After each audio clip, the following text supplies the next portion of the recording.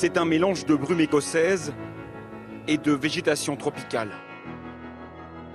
Sur les hauteurs du Sri Lanka, la carte postale s'affiche en une seule couleur. Ici, tout est vert.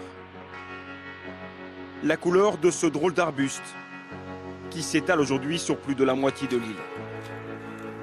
Depuis 150 ans, le thé est l'or vert du pays et attire les acheteurs du monde entier. Là, c'est émouvant de voir les plantations qui sont à perte de vue. Le voyage débute 200 km plus tôt, à Colombo, la capitale.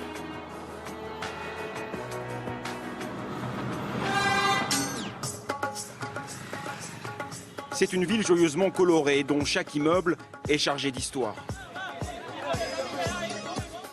Ici, certains le boivent nature, mais beaucoup y ajoutent du lait. Héritage britannique, bien sûr. Le thé est partout. Il représente un énorme marché. 300 000 tonnes produites chaque année, 1 million d'emplois directs. Dans les entrepôts du principal exportateur du pays, on stocke du thé, mais aussi beaucoup de fierté. Le thé a fait les beaux jours du Sri Lanka depuis très longtemps, des centaines d'années. Le thé arrive de toutes les plantations du Sri Lanka, rangé sur des kilomètres de rayons.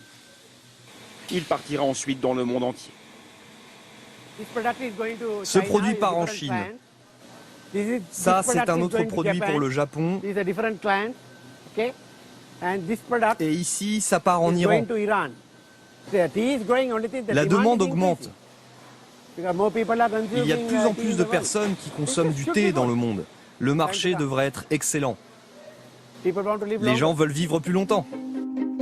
Le Sri Lanka est le 3e producteur de thé au monde et le premier exportateur de la planète. Et les Français ne sont pas en reste. Ce qu'on appelle le thé de Ceylan, l'ancien nom du pays, est un des plus consommés dans l'Hexagone. Ce n'est donc pas un hasard si François-Xavier Delmas vient d'arriver à Colombo. Combien de thé allons-nous tester? Le Français est à la tête d'une quarantaine de boutiques de thé, en Europe et aux États-Unis. Aujourd'hui, il est à la recherche de nouveaux produits.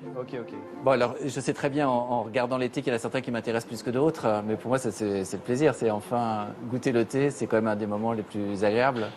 Et à Colombo, je vais pouvoir trouver chez différentes personnes un choix assez important, une sélection de tout ce qui existe dans le pays. La dégustation commence, et comme pour le vin, c'est plutôt bruyant. Cela s'appelle la rétro-olfaction, et cela permet de décupler les odeurs, les saveurs ou les arômes. Et en cas de coup de cœur, il ne reste plus qu'à passer commande. Celui-là sera en vente aujourd'hui. Donc si vous voulez faire une offre, vous pouvez l'acheter.